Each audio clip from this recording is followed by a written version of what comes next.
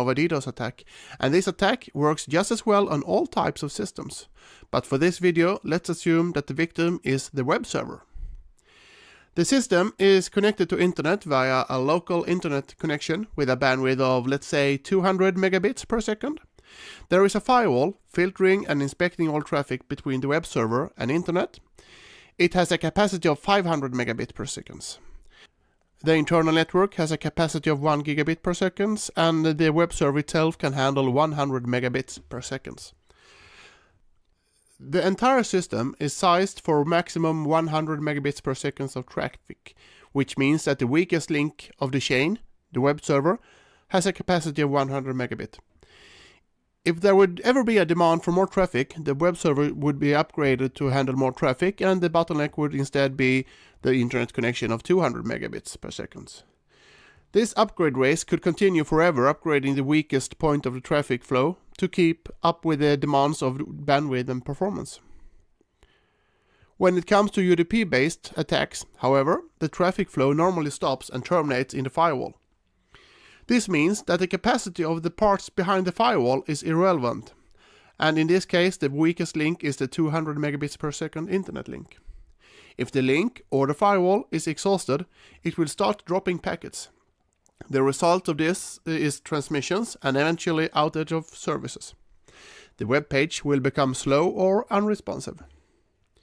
So, if the weakest link is 200 megabits per second, all it takes to do a denial of service attack is to generate more than 200 megabits per second of traffic.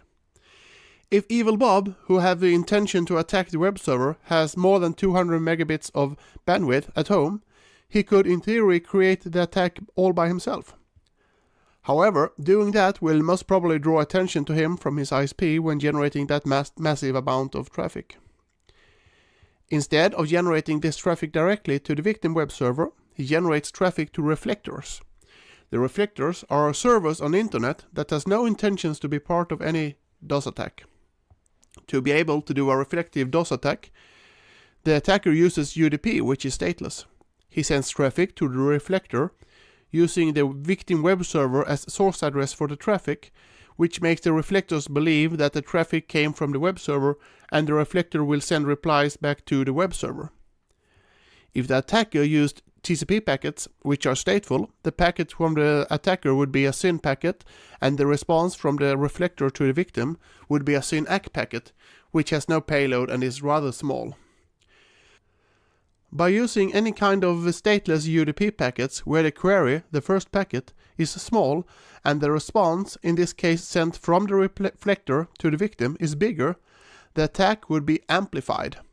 If the amplification factor was 1 to 10, the attacker could generate 20 megabits of UDP queries to the reflectors, and the responses from the reflectors to the victim would be 10 times bigger, 200 megabits per second. This is called an amplified attack. There are different types of UDP-based protocols used in amplification attacks today. The most common types uses DNS or NTP servers.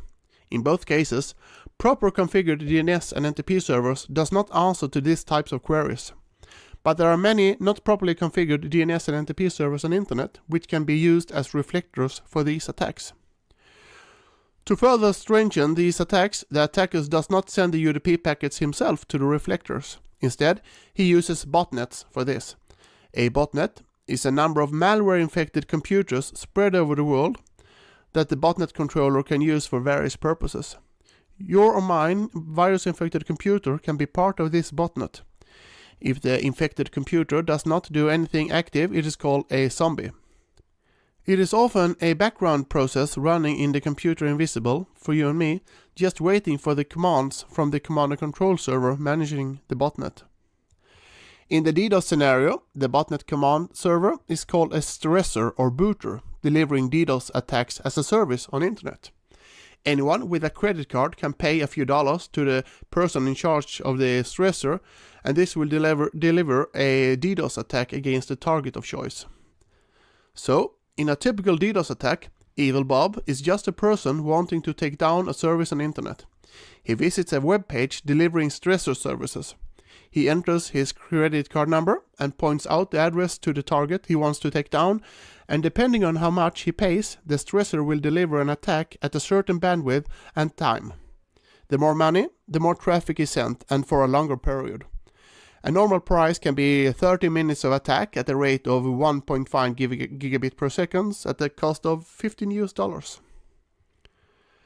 The stressors will send commands to the botnet, and the botnet members sends UDP packets to the reflectors with spoofed source addresses. The reflectors sends their amplified responses to the target. The challenge with mitigating these attacks on site is that you need to have enough bandwidth and resources to handle the incoming attacks. Today, many attacks are in the amplitude of 1 or several gigabits per second, so upgrading the internet connection and firewall to handle this amount of traffic would protect the internal resources from being exhausted. But the price that comes with handling all this traffic is in most cases unrealistic high. And the only thing left to do is to filter and block this traffic before it reaches the weakest link of the chain. Most major ISPs can today handle this traffic, and filtering the DDoS attack within your ISP premises is often the only option left, if they can deliver this service, and if the price for this service is reasonable. There are a few long-term solutions to DDoS attacks. First of all, botnets are being used as a tool to scale up DDoS attacks. Working with eliminating botnets and malwares will reduce the impact of DDoS attacks. Second, unpatched servers being used as reflectors should be upgraded and properly configured. When using DNS service as amplifying reflectors, the attacker takes advantage of the fact that the server is configured as an open resolver. In most cases, the DNS server should not be configured like this, and proper configuration of the servers would make them less attractive as amplifying reflectors. Third, in my opinion, the most powerful counterfeit of DDoS attacks would be if ISPs around the world would implement unicast reverse path forwarding, also known as URPF. This is also called source filtering. When an ISP that has customers that are part of botnets that is being used in DDoS attacks, these clients send spoofs packets. This is being allowed by each local ISP since they do not verify the source address of the traffic coming from their customers.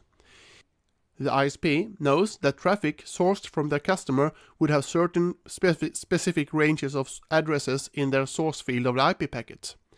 Today, most ISPs does not implement URPF, which makes source address spoofing easy to use. DDoS attacks are, in my opinion, the biggest and most severe threat to today's internet.